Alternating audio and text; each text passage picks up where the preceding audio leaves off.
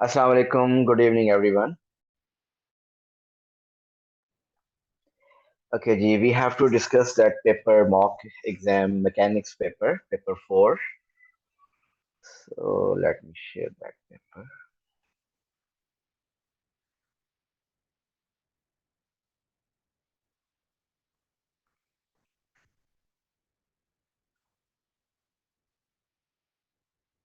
Okay, Ji, this is a paper. Now let's discuss its queries. जी बताइए जी कौन कौन से क्वेश्चन आप डिस्कस करना चाहें.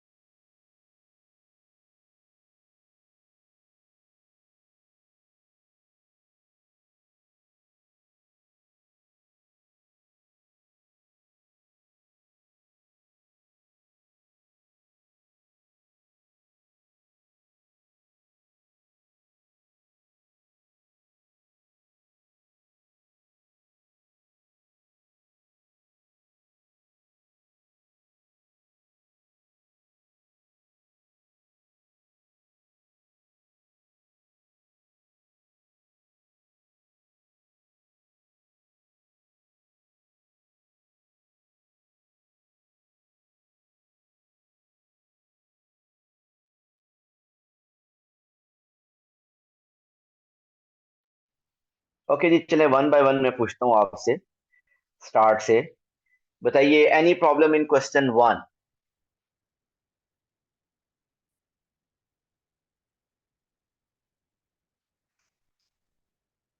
सर क्वेश्चन 3 का बी पार्ट मुझे समझ नहीं आ रहा था। ओके 3 से पहले कोई प्रॉब्लम है बताइए. क्वेश्चन 1 2 में कोई प्रॉब्लम.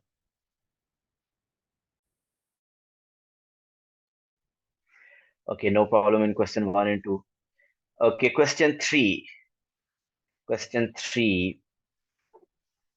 Question 3 आपने बी पार्ट कहा शायान. आप क्वेश्चन 3 का बी पार्ट कह रहे हैं या कि दोनों सर अगर पूरा सॉल्व हो जाए दैट बी नाइस। कंप्लीट कर लेते हैं. ओके सही हो गया. स्टार्ट करते हैं. So question 3 is a lorry of mass 12,500 kg travels along a road that has a straight horizontal section AB.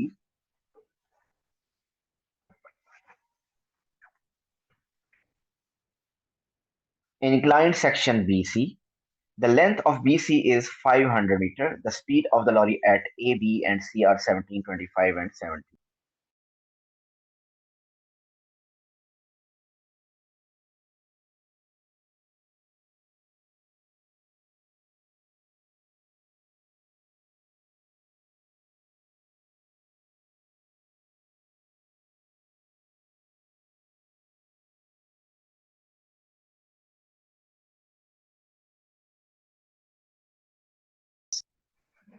The work done against the resistance to motion of the lorry as it travels from A to B is 5,000 kilojoules.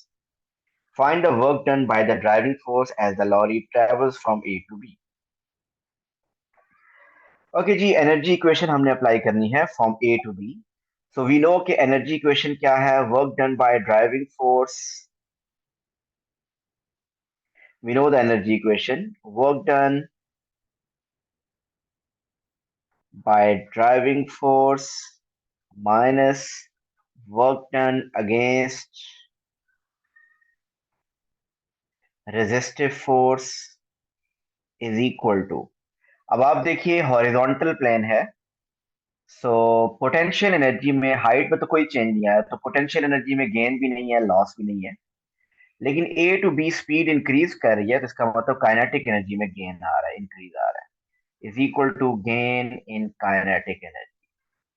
सो आपकी जो work energy equation है वो तो ये बनेगी. We want to find the work done by driving force. So work done by driving force we want to find as it is minus work done against the resistive force है 5000 kilojoules.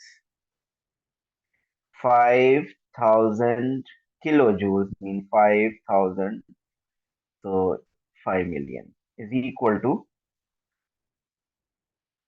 gain in kinetic energy. Gain in kinetic energy is half mass 12,500 V1 square minus V2 square mean large speed square minus small speed square 25 square minus 17 square. सो देखिए यहां से आप calculation कीजिए. इसके बाद अगर आप देखें शयान तो सिंपली हमारी कैलकुलेटर वर्क है. सो आप कैलकुलेशन करें और बताइए इसका आंसर क्या है.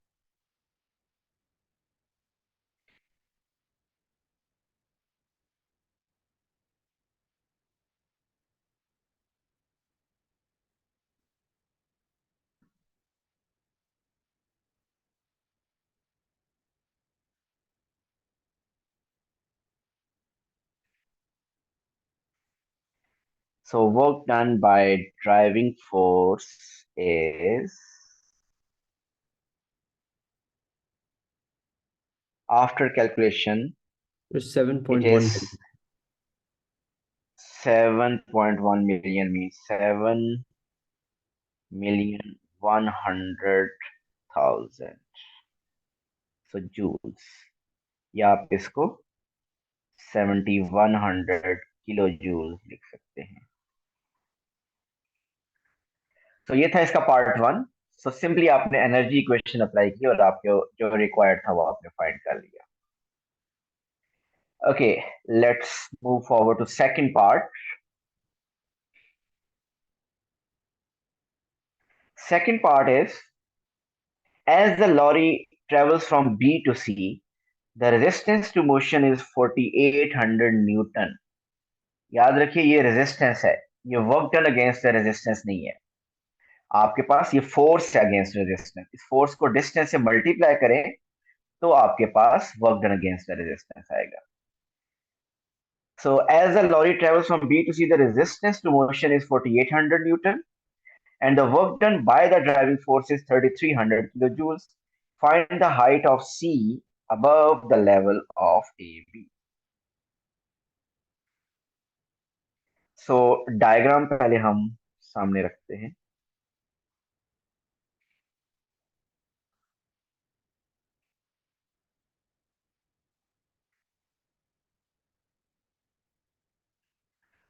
अगर आपके पास ये डायग्राम है तो इसको अगर आप देखिए, यहाँ पे इसमें जो हाइट है, height is this one.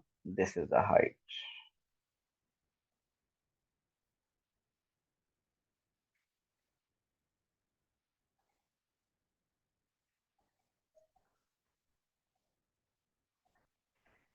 Okay जी. बी टू सी के लिए अगेन हम एनर्जी इक्वेशन लगाएंगे. What's energy equation now? Again work done by driving force minus work done against resistive force is equal to, जी height में increase हो रहा है तो हाइट में जब इंक्रीज हो रहा है तो it's gain in potential energy. Gain in potential energy. और क्योंकि बी टू सी स्पीड कम हो रही है तो it is loss minus loss in kinetic energy. Okay, हम सेकंड पार्ट कर रहे हैं. बेसिकली सेकंड पार्ट में work done by the driving force given है 3300 किलो जूल्स. सो 3300 किलो जूल्स ये हो गया work done by the driving force minus work done against the resistive force. आपको रेजिस्टिव फोर्स गिवन है 4800. सो 4800 को मल्टीप्लाई करना है हमने. डिस्टेंस ट्रेवल्ड है 500 अगर आप देखें.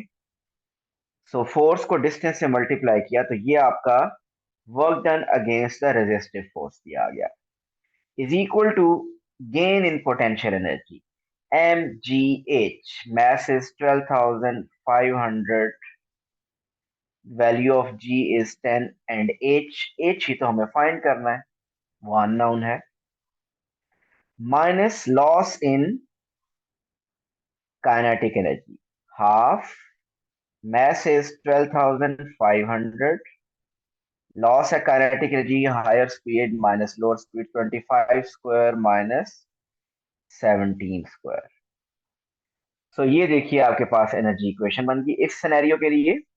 अब आपको फाइंड करना है यहां से एच। तो अगर आप देखिए तो जस्ट आपका कैलकुलेटर वर्क होगा, everything is given except H. तो अच्छी तरह कैलकुलेटर यूज करना है और आपने एच फाइंड कर लेना है। सर सही है सर, 24। थैंक यू, हो जाएगा। हो जाएगा। ओके, हाइट इसकी आ रही है 24 मीटर। जी, क्वेश्चन 3 हमने कर लिया है। बताइए क्वेश्चन 3 में किसी को कोई प्रॉब्लम? सबको क्लियर है ये? सर ये work done by driving force कहाँ से आई थी? ये क्वेश्चन में गिवन थी। Let me show you. Okay ठीक है, थैंक यू। ये देखिए, work done by the driving force is 3300 kilo joules.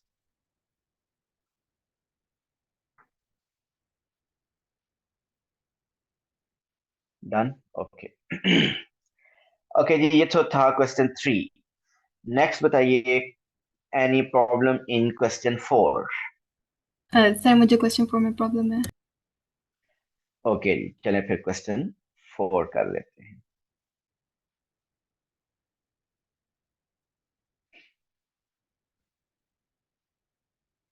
Question 4 में एक ये डायग्राम बनी है, वेलोसिटी टाइम ग्राफ बना हुआ है, और देखते हैं 0 to 5 एक्सेलरेट कर रहा है, 5 to 10 डिसेलरेट कर रहा है।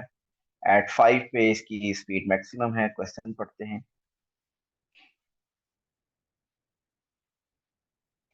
A particle P starts from rest at a point A and travels in a straight line coming to rest again after 10 seconds. The velocity time graph for P consists of two straight line segments. See the diagram. A particle Q starts from rest at A. Okay, अब एक और particle है, वो particle Q starts from rest at A at the same instant as P and travels along the same straight line as P. The velocity of Q is given by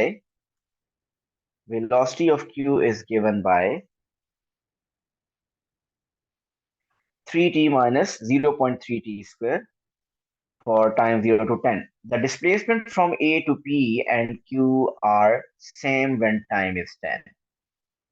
ठीक हो गया।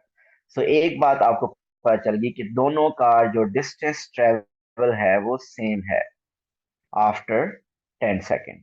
Show that the greatest velocity of P during its motion is 10 meter per second. Okay, देखिए P की अगर greatest velocity देखी जाए तो वो ये है पॉइंट जहां पे उसकी ग्रेटेस्ट वेलोसिटी है। यहां पे आपको बतानी है कि ये वेलोसिटी क्या है। अब आपको इंफॉर्मेशन ये दी है, ये जो पी का ग्राफ है ये स्ट्रेट लाइन है, इस पे इक्वेशन ऑफ मोशन लग सकती हैं। ये भी स्ट्रेट लाइन है, इस पे भी इक्वेशन ऑफ मोशन लग सकती है। लेकिन जो पार्टिकल क्यू है उसके लिए उसने एक इक्वेशन दी है और वो नॉन कांस्टेंट एक्सेलरेशन है। इंफॉर्मेशन दोनों में कॉमन ये है कि दोनों का जो डिस्टेंस ट्रेवल है 10 सेकेंड में वो सेम है। अगर आप इसका डिस्टेंस ट्रेवल फाइंड करना चाहें तो वो नहीं कर सकते, क्योंकि इसका एरिया आप करना चाहें half into base into height. Base 10 है तो हाइट क्या आनी चाहिए इसकी, वो हमें नहीं पता। हाइट होनी चाहिए तब आप फाइंड कर सकेंगे। सो हम यही बात यूज करेंगे। हमने ये हाइट ही तो फाइंड करनी है, ये स्पीड ही तो फाइंड करनी है, मैक्सिमम स्पीड फाइंड करनी है। तो आप क्या करें, आप पार्टिकल क्यू की इंफॉर्मेशन जो गिवन है वो यूज करें, उसका डिस्टेंस फाइंड करें फर्स्ट 10 सेकेंड में पार्टिकल क्यू का, और वो डिस्टेंस और पार्टिकल पी का डिस्टेंस ट्रेवल सेम होगा। तो पार्टिकल पी का एरिया उसके इक्वल रख देंगे और आपके पास half into base into height से हाइट आ जाएगी। सो देखिए, वेलोसिटी का एक्सप्रेशन गिवन है, इससे डिस्प्लेसमेंट फाइंड करनी है। हमें ये बात पता है कि वेलोसिटी को इंटीग्रेट करने से डिस्प्लेसमेंट मिलता है। सो आप क्या कीजिए कि इस वेलोसिटी को इंटीग्रेट कीजिए।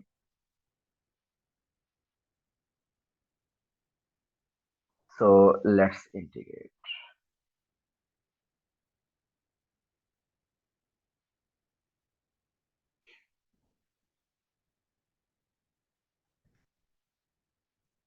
और ये वेलोसिटी के एक्सप्रेशन में दोबारा लिखूं 3t minus 0.3t²। We know के वेलोसिटी को इंटीग्रेट करने से वी गेट डिस्प्लेसमेंट। तो आप ऐसा करें, इस वेलोसिटी को with respect to T integrate करें और लिमिट्स भी साथ ही लगा दें 0 to 10। मीन आप वेलोसिटी को इंटीग्रेट करने से डिस्प्लेसमेंट आपके पास आ जाता है, और फिर उसके बाद आप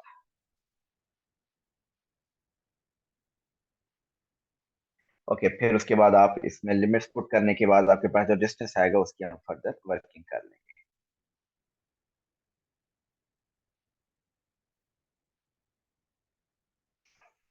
इंटीग्रेट करें।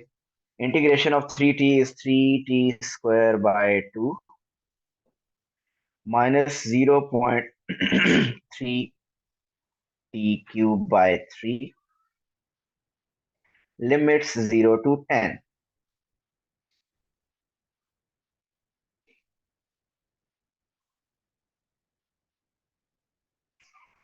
अब आप लिमिट्स पुट कर दीजिए। लिमिट से पहले एक काम कर सकते हैं हम, 3/2 होता है 1.5t², 0.3/3 is 0.1t³, 0 to 10। सो अब अपर लिमिट पुट कीजिए पहले।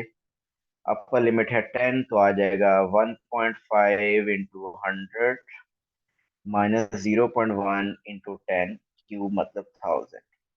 और जब लोअर लिमिट पुट करेंगे माइनस हो तो सारा जीरो ही हो जाएगा।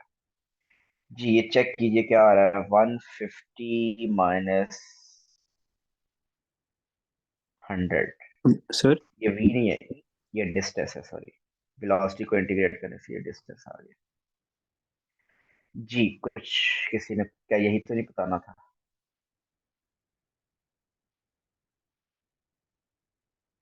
ये डिस्टेंस चेक करें कितना आ रहा है,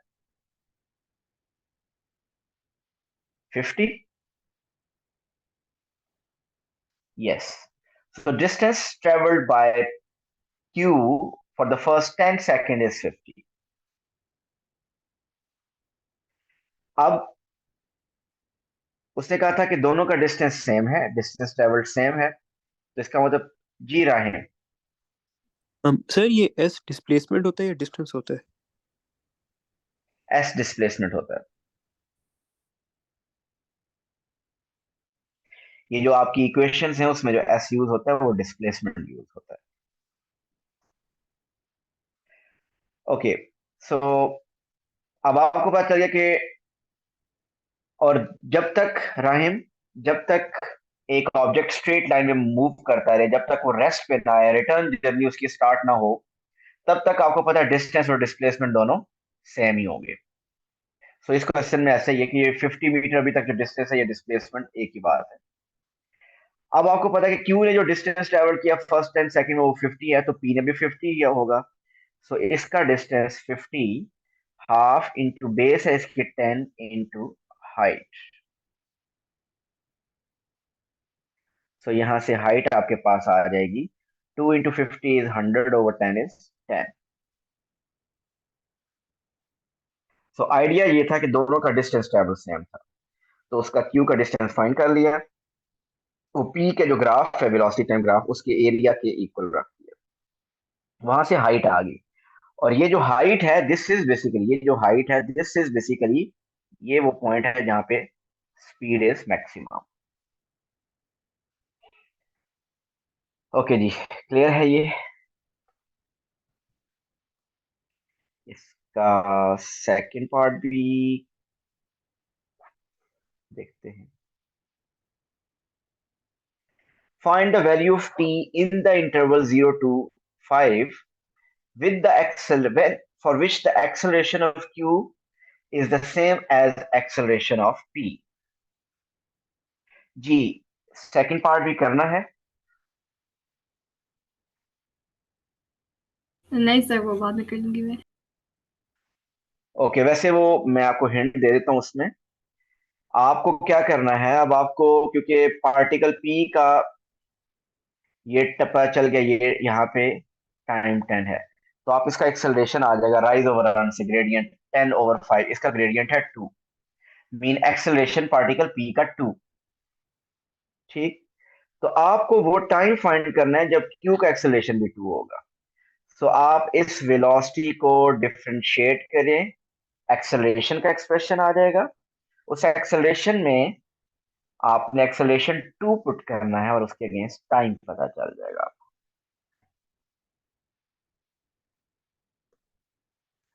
और यही क्वेश्चन था कि आपको वो टाइम फाइंड करना था 0 से 5 के दरमियान, जब दोनों की एक्सेलरेशन सेम थी।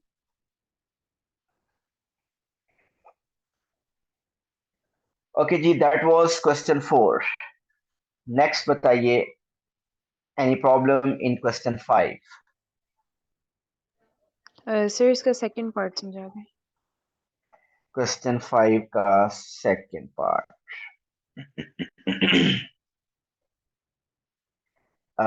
एक दफा देख लेते हैं हमने 5 के पार्ट, फर्स्ट पार्ट में क्या किया हुआ है, फिर उसके बाद हम आगे चलते हैं।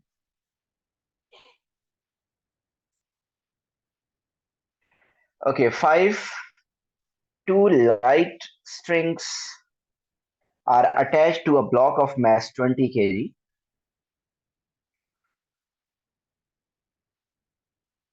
20 kg. The block is in equilibrium on a horizontal surface AB with the string taut.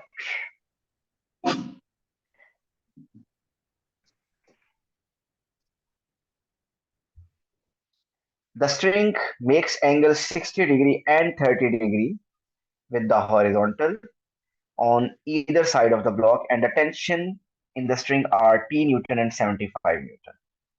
Given that the surface is smooth, find the value of T and the magnitude of the contact force acting on the block.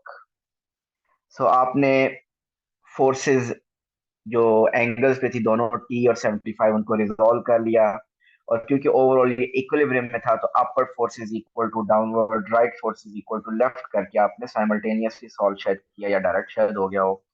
सो आपने value of T find कर ली जो कि आई 130, tension 130, और फिर second और उसमें are आपने normal contact force जो आपने फाइंड किया वो आपके पास आ गया था 50 newton. Now you are asking for second part. Part 1 में एक तो इंफॉर्मेशन ये थी कि given that the surface is smooth, फिर आपने टेंशन फाइंड की। अब देखते हैं सेकंड पार्ट में क्या कहता है। सेकंड पार्ट में कहता है it is given instead that the surface is rough and that the block is on the point of slipping, is on the point of slipping. So अगर वो on the point of slipping है, the frictional force on the block has magnitude 25 Newton. अच्छा, friction force given है 25 Newton है, surface rough है और जो friction force है वो भी गिवन है, एंड एक्स टूवर्ड्स ए, तो टूवर्ड्स ए फ्रिक्शन फोर्स है, ये भी उसने बता दिया। फाइंड करना है coefficient of friction between the block and the surface. चलें जी, 6 मार्क्स का है, सारी फोर्सेस उसके ऊपर लेबल करते हैं। तो नई फोर्स क्या है हमारे पास, फ्रिक्शन फोर्स, और इट इज टूवर्ड्स ए।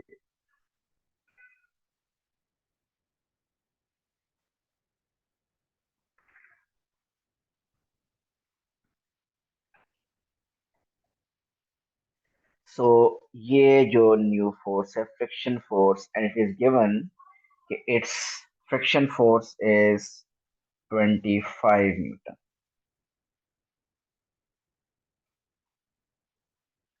ये गिवन है। ओके, क्योंकि सरफेस रफ थी तो फ्रिक्शन फोर्स आपके पास आ गई, बाकी इसके अलावा कोई और चेंज नहीं है।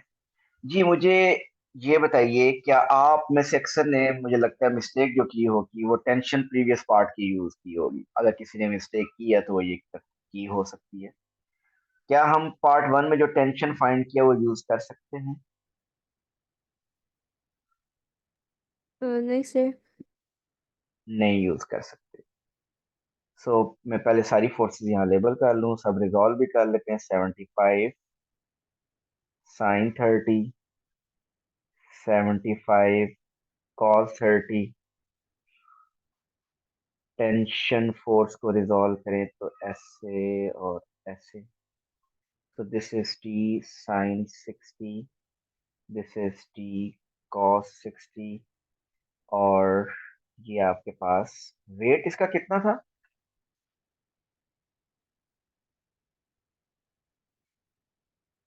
20 kg। I think 20 kg। So 200 yes Newton sir 20 downward. Kilo 20 kg mean 200 Newton और नॉर्मल कांटेक्ट फोर्स अपवर्ड। जी। सो अगर किसी ने टेंशन प्रीवियस पार्ट की यूज किया तो डेफिनेटली उसके आंसर गलत आएंगी। और आप देख सकते हैं कि वो गलत इसलिए आएंगे कि पहले आपके पास ये फोर्स नहीं थी, वेट का कंपोनेंट नहीं था। उस केस में सिर्फ आपका राइट लेफ्ट फोर्सेस जो थी वो थी, लेफ्ट साइड पे t cos 60 था और राइट साइड पे 75 cos 30 था। तो वो आप आपस में इक्वल करके आपने t निकाला था, लेकिन अब ऐसा नहीं है। सो अब मैं, क्योंकि ये है इक्विलिब्रियम में, तो again I will write the forces, right forces equal to left करेंगे अगर। सो राइट लेफ्ट साइड पे फोर्स है t cos 60 और लेफ्ट साइड पे फोर्स फोर्स है friction force 25 is equal to right side पे फोर्स है 75 cos 30। तो यहां से आप कैलकुलेटर यूज करें और आपके पास टेंशन आ जाएगी। और टेंशन आपके पास आ रही है 79.9। मैं मैचिंग स्क्रीन से कॉपी कर रहा हूँ, उम्मीद है आपके पास यही आ रही होगी। Yes sir. देखिए इस क्वेश्चन में हमने कोएफिशिएंट ऑफ फ्रिक्शन फाइंड करना है, म्यू। और म्यू फाइंड करने के लिए दो चीजें चाहिए होती है, mean F is equal to mu R होता है। आपको एफ चाहिए और आर चाहिए। एफ है आपके पास 25, सिर्फ आर हम फाइंड करने लगे। तो अब मैं वर्टिकल फोर्सेस लेने लगा जिससे मेरे पास आर आ जाएगा। सो वर्टिकल फोर्सेस कौन कौन सी हैं? अपवर्ड फोर्स है आर और अपवर्ड फोर्स है 75 साइन 30 और अपवर्ड फोर्स है टी साइन 60। और वो टी भी आपने फाइंड किया हुआ है 79.9 साइन 60। ये है upward forces is equal to downward force है 200 न्यूटन। तो यहां से अब आपके पास आर आ जाएगा। कैलकुलेशन कीजिए। बेहतर यह है कि जो मैंने टी 79.9 मैंने लिखा है, जितने, क्योंकि ये फाइनल आंसर नहीं है, ज्यादा सिग्निफिकेंट फिगर में अपना आप आंसर लिखिए। मेरे पास जो मार्किंग स्कीम से देख के मुझे लग रहा है कि ये 93.3 कुछ आंसर है। ज्यादा बेहतर एक्यूरेसी के लिए आप अगर ज्यादा सिग्निफिकेंट फिगर लिखते हैं तो that is fine. So mu is equal to f over r. So mu is f is given question में 25 और r था 93.3. So the coefficient of friction is 0.268. G Halima, is that clear? Second part. Yes, sir. Thank you.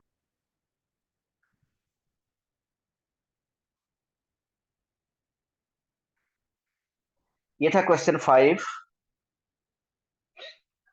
और अब आया है question 6 जिसका सबको बहुत ज्यादा वेट है।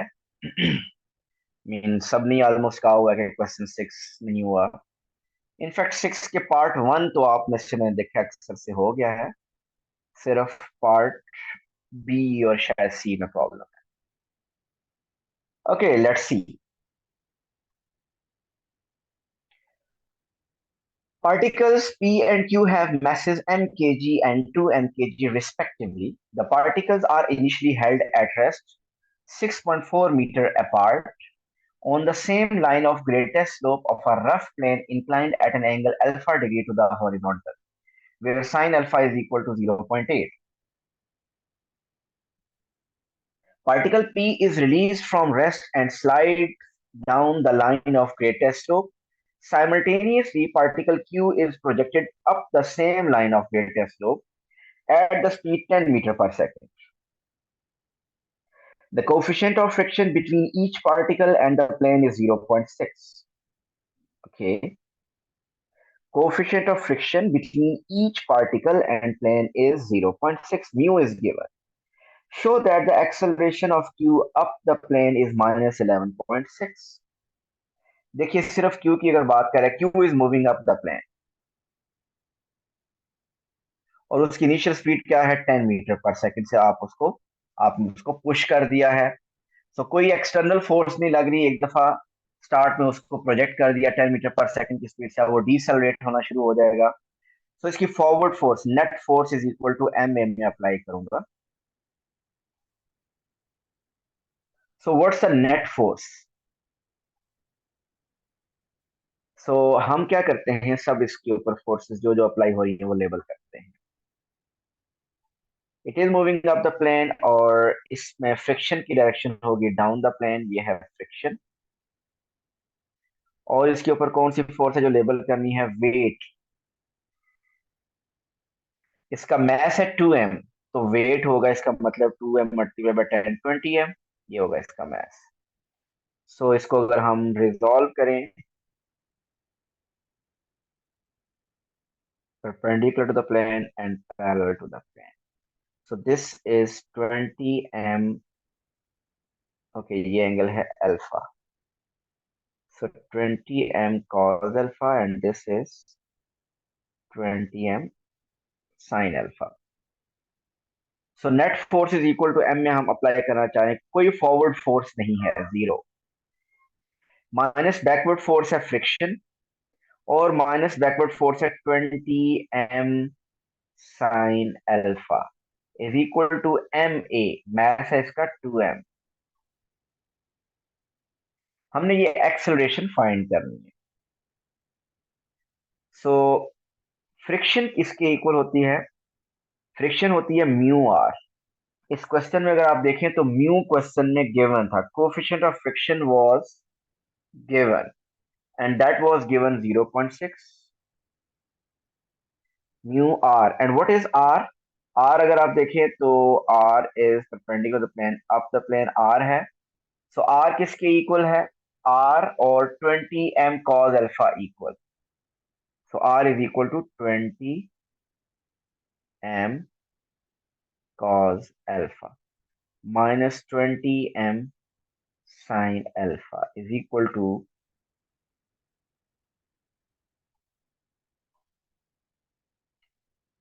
2ma.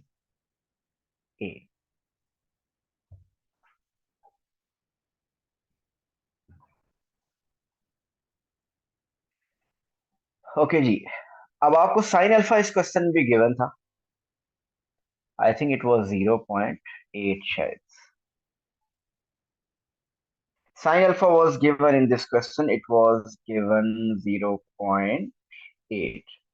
So अगर sin alpha 0.8 है तो what is cos alpha? So cos alpha होगा under root 1 minus sin square alpha. Cos square alpha is equal to 1 minus sin square alpha. 1 minus 0.8 square, तो I think ये 0.6 आ रहा है. तो ये वैल्यूज आप यूज करें. So minus 0.6 into 20m cos alpha is 0.6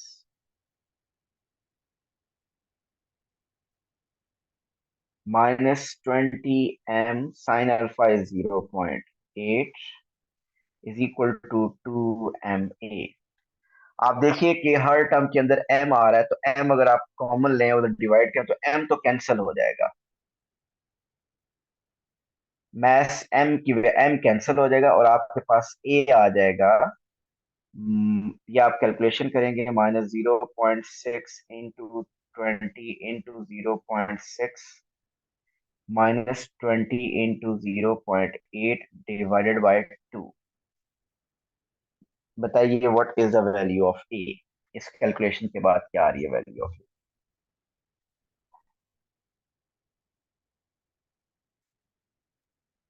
फिर -11.6. अच्छा एग्जैक्ट आ रही है जी.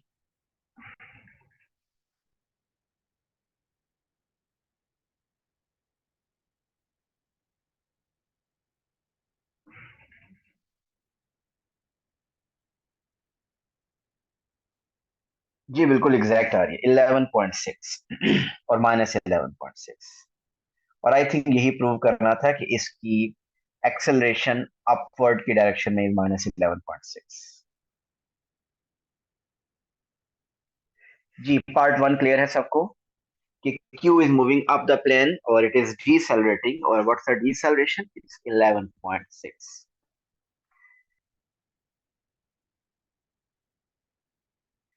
ओके जी, सेकंड पार्ट की तरफ आते हैं जो कि एक्चुअल प्रॉब्लमेटिक पार्ट है इस क्वेश्चन का, और बड़ा फेमस क्वेश्चन है ये। B part is find the time for which the particles are in motion before they collide. Find the time for which the particles are in motion before they collide. Okay जी, so जब उनका collision होगा, collision होने से पहले पहले उनका time find करना है। ओके जी, देखिए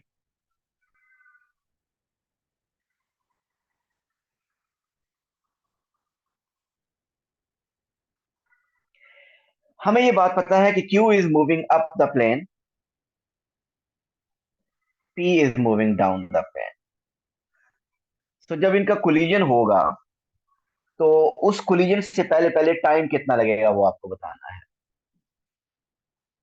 सो इसमें अगर आप देखें तो बहुत डीप क्वेश्चन था, जो कि नॉर्मली लोगों ने जो पहले कैसे किया या किसी ने किया तो उसको 5 में से 4 मार्क्स उसको मिल गए, किया वो गलत लेकिन फिर भी 5 में से 4 मार्क्स उसको गेन कर रहा है। वो गलत क्या था, मीन गलत क्या है, पहले मैं आपको नॉर्मली क्वेश्चन समझ आता हूँ कि आप वो इतना डीप नहीं जा रहे। आपको पता है कि इनका जब कोलिजन होगा तो क्या इंफॉर्मेशन आपको पता है। सपोज यहाँ पे कोलिजन अगर हो रहा है इनका पी और क्यू का, पी ने इतना ट्रेवल किया होगा और क्यू ने इतना ट्रेवल किया होगा। जिस पॉइंट पे कोलिजन होगा आपको क्या इंफॉर्मेशन पता है? आपको इंफॉर्मेशन ये पता है कि दोनों के डिस्टेंस ट्रेवल का सम 6.4 मीटर होगा। ये आपको इंफॉर्मेशन पता है, ऐसे ही है ना। आपको ये बात पता है कि जब इनका कोलिजन होगा दोनों के डिस्टेंस ट्रेवल का सम 6.4 मीटर होगा। तो अब आप क्या करेंगे, आप क्या करेंगे, distance travel by P find का एक्सप्रेशन लिखेंगे, डिस्टेंस ट्रेवल बाय क्यू का एक्सप्रेशन लिखेंगे। तो डिस्टेंस ट्रेवल बाय क्यू का एक्सप्रेशन पहले देख लें। Distance is equal to S is equal to U T plus half A T square से अगर करें, so S Q is equal to initial speed थी इसकी क्यू की 10 प्लस हाफ एक्सेलरेशन था -11.6 और आपके पास time T square. So distance travelled by Q आ गया 10t माइनस 11.6 का हाफ कीजिए, बताइए क्या बनता है, 5.8 शायद।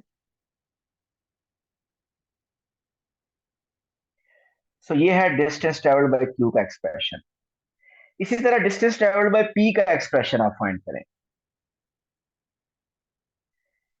Okay, distance travelled by P का एक्सप्रेशन अगर करें तो वो भी इसी तरह you T plus half A T square से करेंगे आप।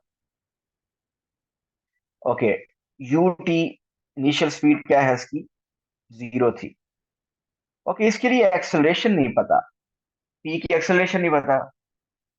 सो अब आपको क्या करना पड़ेगा, पहले पी की एक्सेलरेशन फाइंड करनी पड़ेगी। चलें, पी की एक्सेलरेशन भी उसी तरह फाइंड करेंगे जिसका क्यू की फाइंड की। पी का weight is acting vertically downward 10 m, ये और ये इस तरीके से। इसमें फ्रिक्शन की डायरेक्शन अपवर्ड होगी। तो इसमें नेट फोर्स क्या होगी, यहाँ पे होगी ये 10 m sine alpha. So forward force is 10 m sine alpha, और साइन अल्फा है 0.6 minus, sorry 0.6 0.8 minus backward force is friction is equal to ma, और मास इज m और एक्सेलरेशन हमने फाइंड कर। और इसमें अगर आप देखें this is r, so r equal है, this is 10 m cos alpha.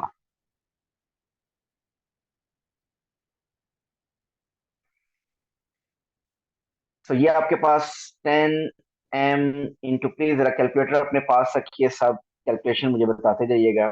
ये जो फ्रिक्शन है इसकी जगह मैं लिखूंगा म्यू आर, और म्यू क्वेश्चन में गिवन था 0.6 and R is 10 m cos alpha, and cos alpha is also 0.6 is equal to ma। Again आप देखिए सब में से मैसेज कैंसिल हो जाएंगे, तो आपका एक्सेलरेशन आएगा 10 इंटू 0.8 माइनस 0.6 इंटू 10 इंटू 0.6। जी बताइए what's acceleration, use your calculator.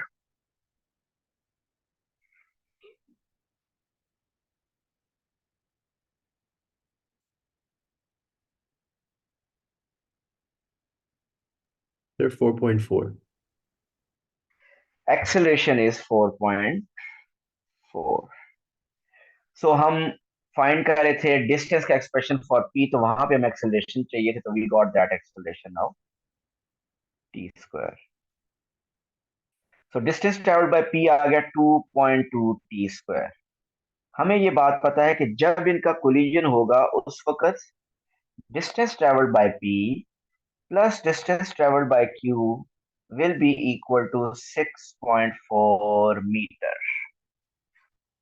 So distance traveled by P 2.2 T square. Distance traveled by Q 10T minus 5.8 T square is equal to 6.4. So मैं यहीं पे stop करने लगा इस क्वेश्चन को। आपके पास ये एक क्वाड्रेटिक इक्वेशन इन T आ गई है। सो आपने देखा कि जब इनका कोलिजन होगा उनके दोनों के डिस्टेंस ट्रेवल का सम क्या होगा 6.4, वो आपने इंफॉर्मेशन ली। और अब आप क्या कर लेंगे, इस क्वाड्रेटिक इक्वेशन को सॉल्व करेंगे, आपके पास टाइम आ जाएगा। तो जो टू आपके पास टाइम, आपको टाइम ही चाहिए था, और ये क्वेश्चन बज़ाहिर ऐसा लग रहा है कि क्वेश्चन कंप्लीट हो चुका है, और यस ये कंप्लीट हो चुका है। जी मुझे ये बताइए, जितना मैंने अभी तक एक्सप्लेन किया है ये क्लियर है सबको?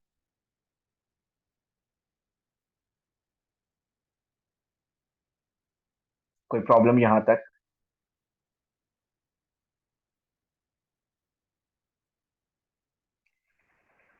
बिल्कुल इजी क्वेश्चन यहां तक लग रहा है, लेकिन अगर आप ये क्वेश्चन कंप्लीट कर लेंगे, एंड पे टी की वैल्यू भी फाइंड कर लेंगे, आपको फुल मार्क्स नहीं मिलेंगे इसमें।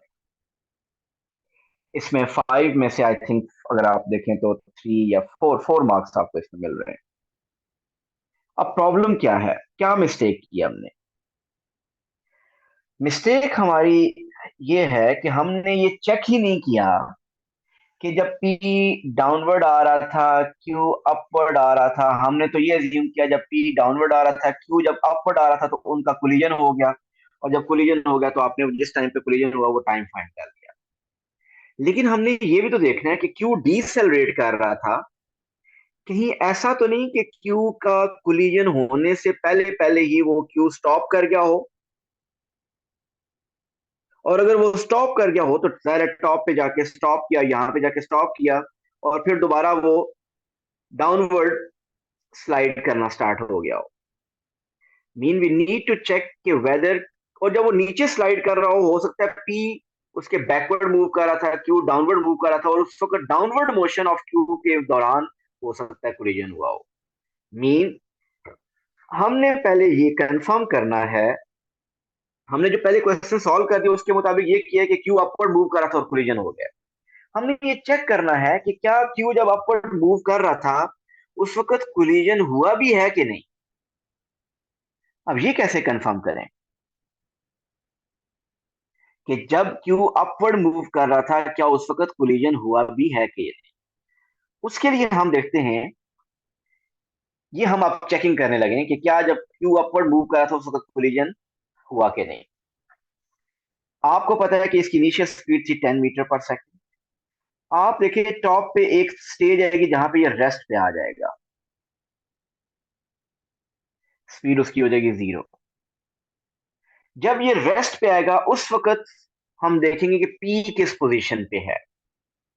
अगर पी यहां तक नहीं पहुंचा हुआ इसका मतलब कोलिजन नहीं होगा। ओके, सो आप टाइम फाइंड करें क्यू को जो हो यूज कर रहा है Q to become at rest. So v is equal to u plus A T, Q की कैलकुलेशन कर रहा हूं मैं। फाइनल स्पीड आप रखें 0, इनिशियल उसकी है 10, एक्सेलरेशन आपने फाइंड की है -11.6। मुझे बताइए टाइम क्या आ रहा है, 10 डिवाइड बाई 11.6। प्लीज यहां से आगे आपका फोकस 100% होना चाहिए। इजी क्वेश्चन नहीं है, अगर आपका थोड़ा सा भी फोकस राइट लेफ्ट हुआ तो ये क्वेश्चन नहीं समझ आएगा। Sir, ये कैलकुलेटर यूज 0.86. कीजिए। 0.862 शायद शायान ने बताया है। जी. सो ये वो टाइम है जब इस टाइम में 0.862 सेकेंड्स में the object mean Q will become at rest. अब आप क्या करें, अब आप पी को चेक करें कि इस टाइम ड्यूरेशन में पी ने कितना डिस्टेंस ट्रेवल किया। बल्कि ऐसा कर लें, पहले आप ये भी देख लें कि इस दौरान क्यू ने कितना डिस्टेंस ट्रेवल किया। इसी क्यू की पहले डिस्टेंस चेक कर लें। 2as is equal to V square, या s is equal to U T.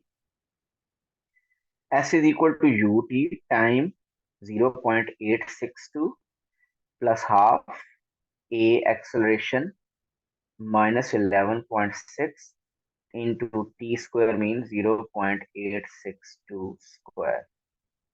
ये चेक करें कि क्यू ने डिस्टेंस अपवर्ड कितना ट्रेवल किया है बिफोर कमिंग टू रेस्ट।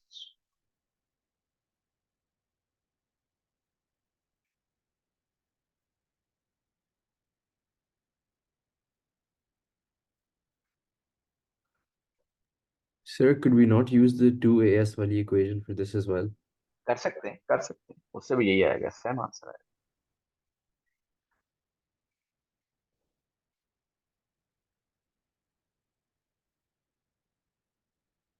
ये डिस्टेंस बताएंगे क्या है।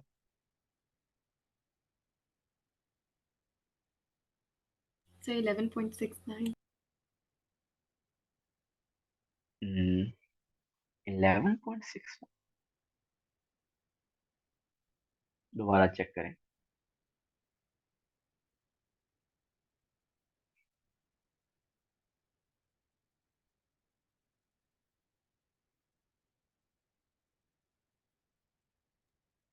Sir, 4.310. 4.31, yes, that's logical. So ये है distance travelled by Q upward before coming to rest. अब आप क्या करेंगे, इसी टाइम में p का डिस्टेंस ट्रेवल फाइंड करें। इसी टाइम में p का डिस्टेंस ट्रेवल फाइंड करें। s is equal to U T, उसकी तो इनिशियल स्पीड 0 थी ना, प्लस हाफ एक्सेलरेशन थोड़ी देर पहले हमने p का फाइंड किया था, आई थिंक शयान ने 4.4 बताया था।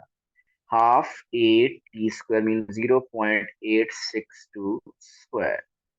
ये बताइए डिस्टेंस ट्रेवल्ड बाय p क्या आ रहा है उस टाइम ड्यूरेशन में। इब्राहिम जल्दी ईदी मिलती है आपको। ये क्वेश्चन अगर आपको समझ आ गया, इससे बड़ी ईदी कोई नहीं होगी। Sir, 1.635.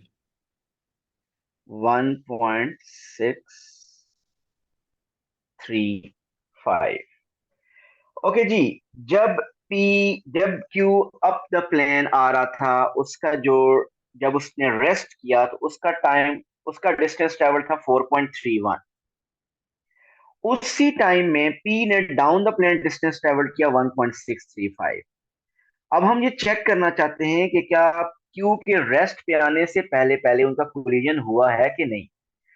तो उसके लिए आप दोनों के डिस्टेंस ट्रेवल का को ऐड करें तो वो आंसर आपका 6.4 से ज्यादा होना चाहिए। 6.4 या 6.4 से ज्यादा होना चाहिए। लेकिन आप जरा ऐड कीजिए, Sir, क्या ये 5.945. कितना आ रहा है? 945. Correct the 3 seconds. 5.945 metres. Sir तो 6.4 इस से ज्यादा क्यों होना चाहिए? देखें, मैं ये चेक करना चाह रहा हूँ कि जब वो रेस्ट, मैं ये चेक करना चाह रहा हूँ कि रेस्ट पे आने से पहले पहले उसका कोलिजन हुआ है कि नहीं। अगर रेस्ट पे आने से पहले पहले उसका कोलिजन हुआ है तो इसका मतलब उन दोनों का डिस्टेंस ट्रेवल का सम 6.4 से ज्यादा हो चुका होगा। लेकिन जब इसका क्यू टॉप पोजीशन पे आ गया, जीरो रेस्ट पे आ गया, उस वक्त क्यू ने डिस्टेंस ट्रेवल किया 4.31, पी ने डिस्टेंस ट्रेवल किया 1.635, दोनों को ऐड किया तो डिस्टेंस ट्रेवल 5.95 हुआ। इसका मतलब ये हुआ कि पी ने इतना नीचे ट्रेवल कर लिया, क्यू ने इतना ऊपर ट्रेवल कर लिया। अभी उनके दरमियान कुछ गैप है, जब ये रेस्ट पे आ गया तो उनका टोटल डिस्टेंस ट्रेवल 6.4 से कम ही है। इसका मतलब इनका कोलिजन जब क्यू अपवर्ड मूव कर रहा था उस वक्त कोलिजन नहीं हुआ। क्या यहां तक बात समझ आई कि इन दोनों के डिस्टेंस ट्रेवल का सम 5.9 बन रहा है, 6.4 नहीं बन रहा है।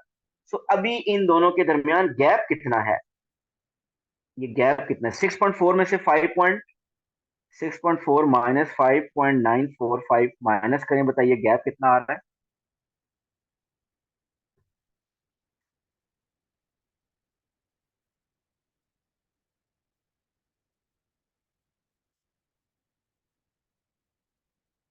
$0.455।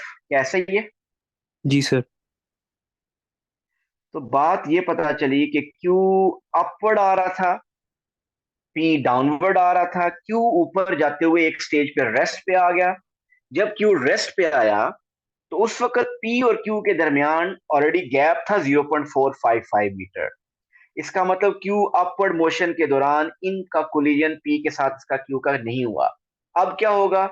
अब यहां से आगे क्यू टॉप पे रेस्ट पे आके अब दोबारा क्यू डाउनवर्ड आना शुरू हो जाएगा और पी उस वक्त यहां पे है तो पी भी नीचे आना शुरू हो जाएगा।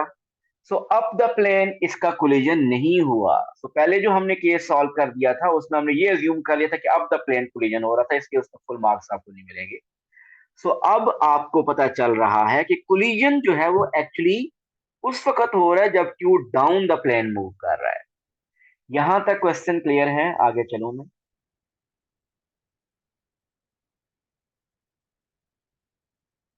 ओके, यहां से आगे मैं कुछ चीजें मैं रेज करने लगा हूं, अगर आप इसकी पिक्चर वगैरह लेना चाहते हो तो ले सकते हैं।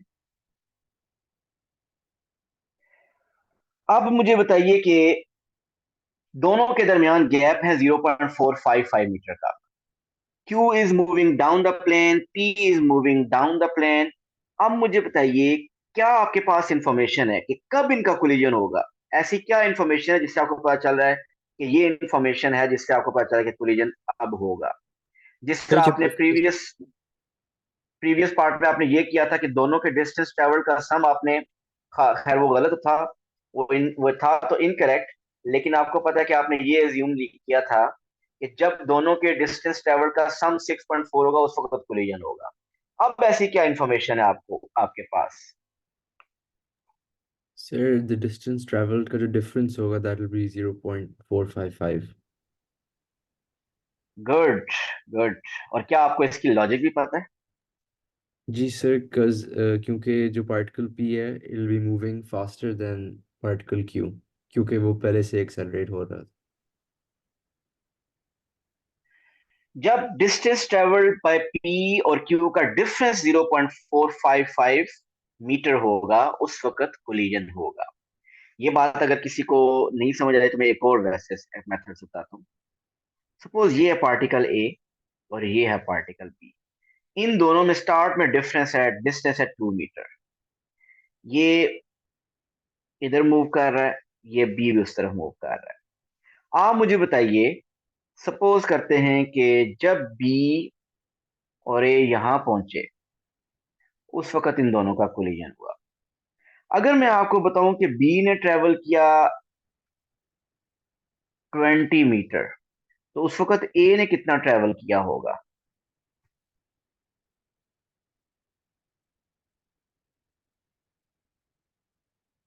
22।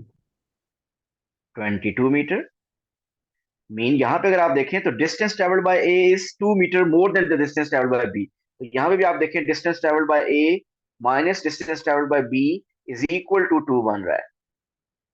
सो दोनों के डिस्टेंस ट्रेवल का जो डिफरेंस है जब 2 मीटर, या ये कह लें कि जब ए बी के कंपैरेटिवली 2 मीटर ज्यादा डिस्टेंस ट्रेवल करेगा तो उस वक्त कोलिजन होगा। सो डिस्टेंस ट्रेवल बाय ए और बी का डिफरेंस इज 2 मीटर। तो यहाँ पे भी ऐसे ही है इस एग्जांपल में कि पी का डिस्टेंस ट्रेवल क्यू के डिस्टेंस ट्रेवल के कंपैरेटिवली 0.455 ज्यादा होगा तो तब उनका कोलिजन होगा। सो हमने ये ले लिया इंफॉर्मेशन कि distance travelled by P minus distance travelled by Q is equal to 0.455। तो अब आप क्या करें, डिस्टेंस ट्रेवल्ड बाय पी का expression, distance travelled by Q का एक्सप्रेशन फाइंड करें और फिर वो उधर पुट करें, टाइम आ जाएगा। देखिए डिस्टेंस ट्रेवल्ड बाय पी का एक्सप्रेशन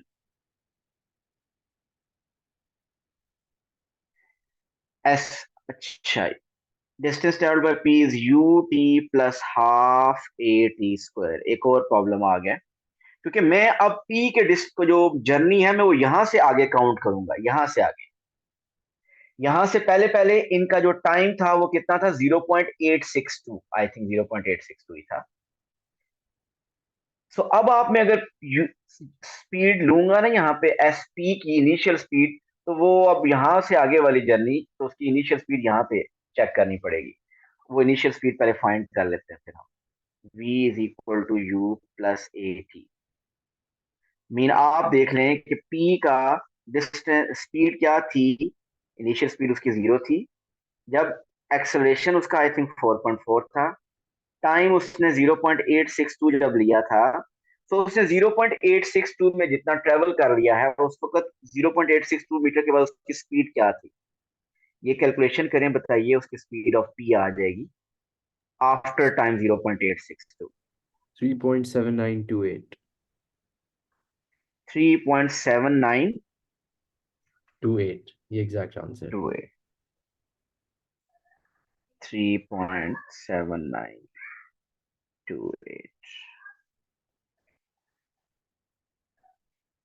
ठीक हो गया। सो अब आप डिस्टेंस ट्रेवल बाय पी का एक्सप्रेशन, इनिशियल स्पीड है आपके पास 3.7928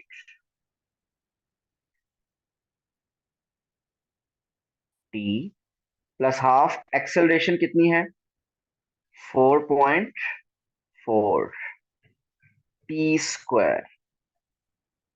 सो आपका डिस्टेंस ट्रेवल बाय पी का एक्सप्रेशन ये आ गया,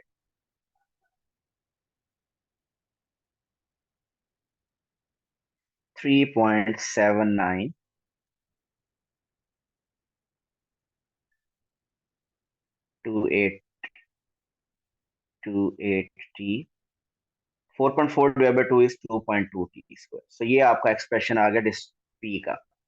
अब इसी तरह क्यू का एक्सप्रेशन फाइंड करें। सो क्यू का expression again S is equal to U T plus half A T square.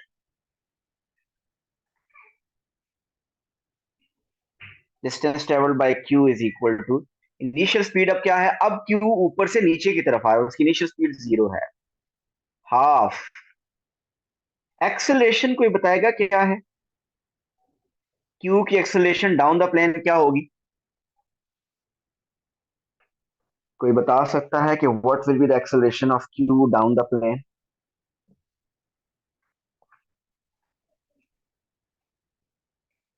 11.6। 11.6 Q, वो तो अप द प्लेन थी -11.6, और उस वक्त इनिशियली आपने एक पुश भी उसको दिया था 10 मीटर पर सेकंड की स्पीड से आपने पुश किया था उसको। तो अब डाउन द प्लेन आ रहा है, तो कोई बता सकता है कि उसकी स्पीड, अच्छा चलिए एक्सेलरेशन कोई वैसे तो हम फाइंड कर सकते हैं, मेंटली क्यों बता सकता है कि वो एक्सेलरेशन क्या होगी।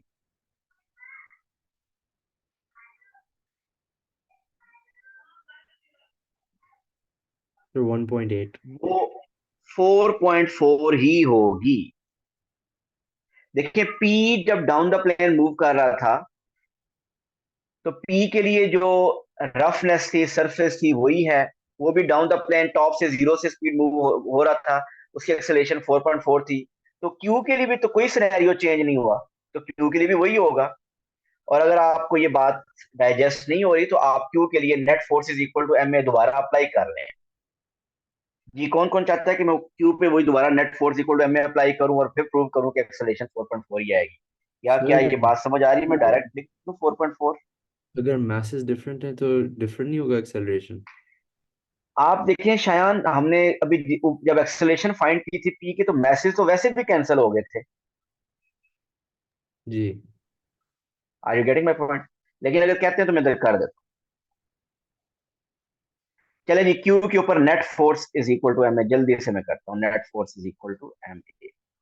सो नेट फोर्स क्या है, डाउन द प्लेन फोर्स है 20 m, मैं वो डायग्राम में नहीं शो करा, 20 m sine alpha down the plane force है, और फ्रिक्शन अपवर्ड है is equal to ma, mass है 2ma. सो 20 m साइन अल्फा है 0.8, फ्रिक्शन है म्यू आर, फ्रिक्शन म्यू था आई थिंक 0.6, और आर है 20 m cos alpha 0.6 is equal to 2ma. आप अगर आप देखिए तो एक्सेलरेशन मैस सब में से कैंसिल हो जाएगा, सब में m आ रहा है. So 20 into 0.8 minus 0.6 into 20 into 0.6 divided by 2. जी यूज करें कैलकुलेटर, बताइए एक्सेलरेशन क्या आ रही है.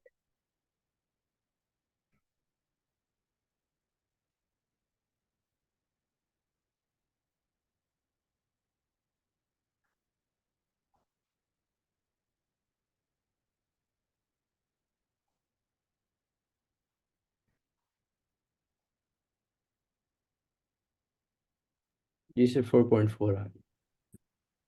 जी बिल्कुल 4.4 ही होगी.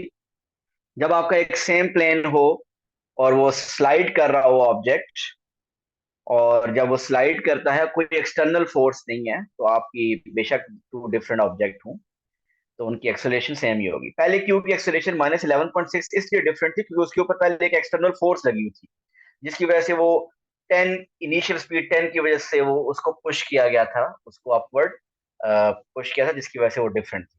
अदरवाइज एक्सेलरेशन सेम रहती है. बहरहाल आपने फाइंड करके कंफर्म कर लिया, अगर कोई डाउट था तो वो क्लियर भी हो गया.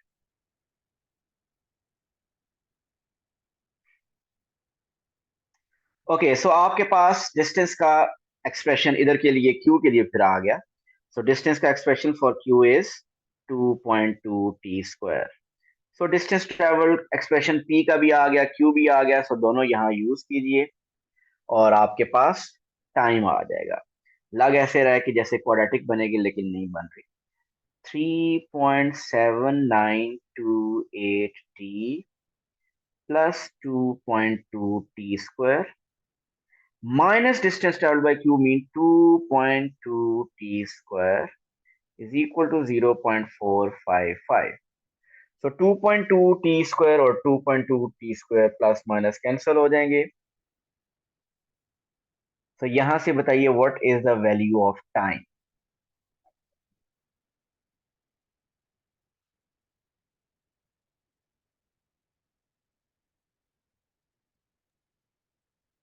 सर करेक्ट सर 0.1199, लेकिन 0.12 कर लेंगे क्योंकि 5 सिग्निफिकेंट तो नहीं करनी. 0.12 बन जाएगी. ठीक हो गया, बिल्कुल सही है. सो ये है वो टाइम जब इनका कोलिजन होगा. 0.862 सेकेंड्स ऊपर जाते हुए, फिर क्यू 0.12 सेकेंड नीचे आते हुए.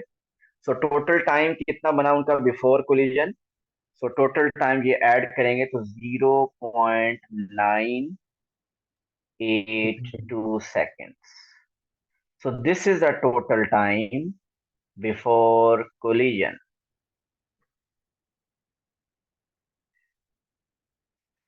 So that was a tricky question.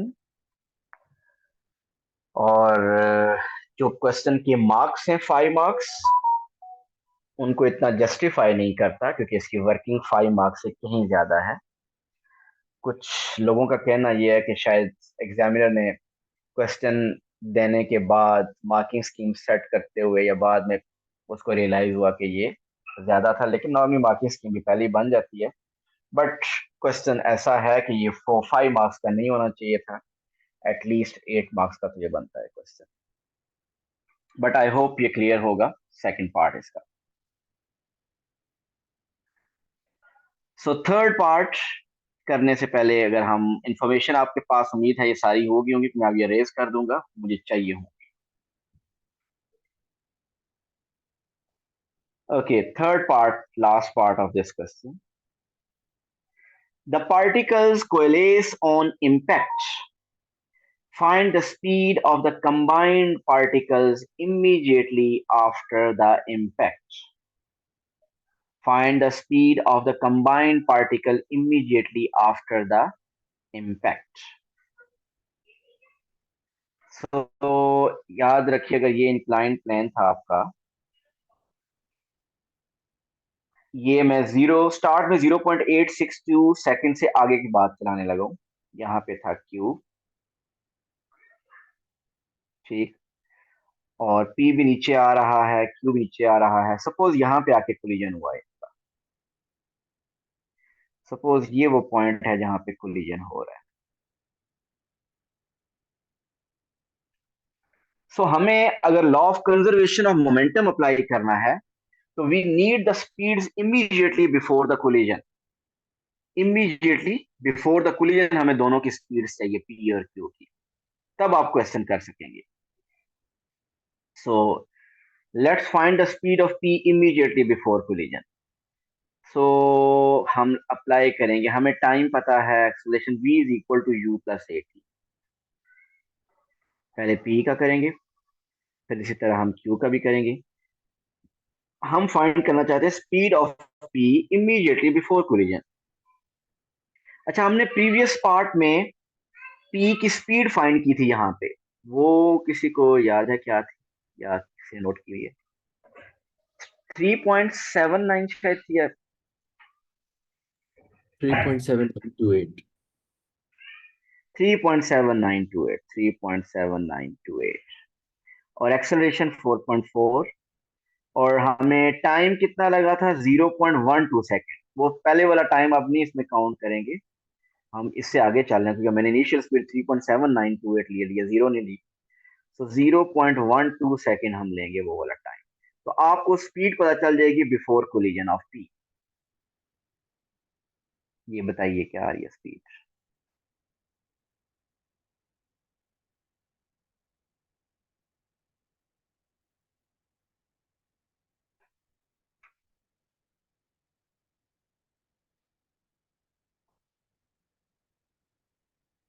Sir 4.321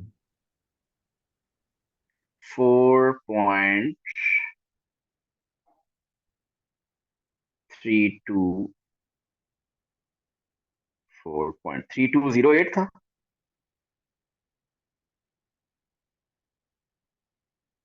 ji sir. So 5 significant figure लिख लें।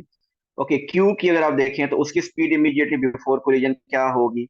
उसकी इनिशियल स्पीड तो 0 थी, एक्सेलरेशन 4.4 और टाइम उसका भी 0.12 लें। सो ये स्पीड चेक कीजिए क्या आ रही है, 0.528। जी सर। सो दोनों की स्पीड आ गई बिफोर कोलिजन।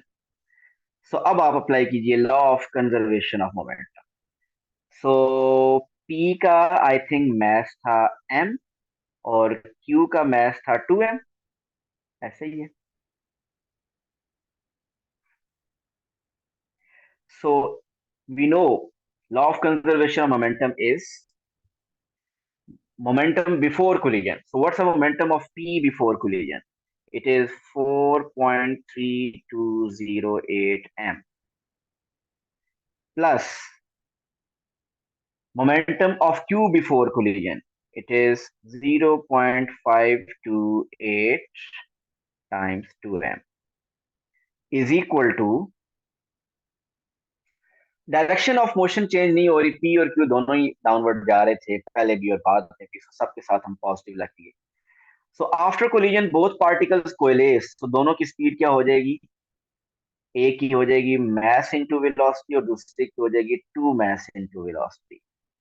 सो आपकी राइट साइड बनेगी 3mv, और अगर आप लेफ्ट साइड की कैलकुलेशन करें, बताइए क्या बन रहा है? 5.3768 m रिपीट, 5 पॉइंट। 3768 m सो m और m कैंसिल हो जाएंगे। अब आप बताइए, v से जब उधर 3 से उधर डिवाइड करेंगे तो आपके पास क्या आ रहा है? Sir 1.79 1.79. So after the collision, they coalesce, they move with the common velocity, where they stick together. So वो common velocity क्या है? It is 1.79. सो ये था एक बहुत फेमस क्वेश्चन जो कि अक्टूबर नवंबर आई थिंक 2021 में आया था, और ये उसी ईयर में आया था जिस ईयर में हमारा ही बैच अपीयर हुआ था। नॉर्मली हमारा बैच मई जून में अपीयर होता है, लेकिन उस कोविड में हमारे स्टूडेंट्स ने मई जून में अपीयर नहीं हुए थे, वो अक्टूबर नवंबर में हुए थे। तो ये हमारा ही वेरिएंट है, हमारी ही लॉट थी इसने ये पेपर अटेम्प्ट किया था। जी, आई होप ये क्लियर होगा। अभी भी इसमें अगर कोई प्रॉब्लम है तो आप इसकी, मैं भी रिकॉर्डिंग थोड़ी देर में शेयर करूंगा, क्योंकि इजी क्वेश्चन नहीं था। ऐसे क्वेश्चन अब आते हैं ऐसे, तो ऐसे क्वेश्चंस को ज़रा अच्छी तरह समझें, इसी क्वेश्चन को एक दफ़ा खुद दोबारा अटेम्प्ट करें, कोई प्रॉब्लम हो तो वो रिकॉर्डिंग दोबारा सुने और उससे हेल्प लें। जी, क्या खबर है चांद की, नज़र आया कि नहीं? जी सर, आ गया नजर। चलें जी, आप सबको एडवांस में ईद मुबारक, और इंशाल्लाह फर्दर क्लासेस हमारी ईद के बाद होंगी। Thank you so much. Allah हाफिज। अल्लाह हाफ़िज़ सर, ईद मुबारक। अल्लाह हाफिज, ईद मुबारक।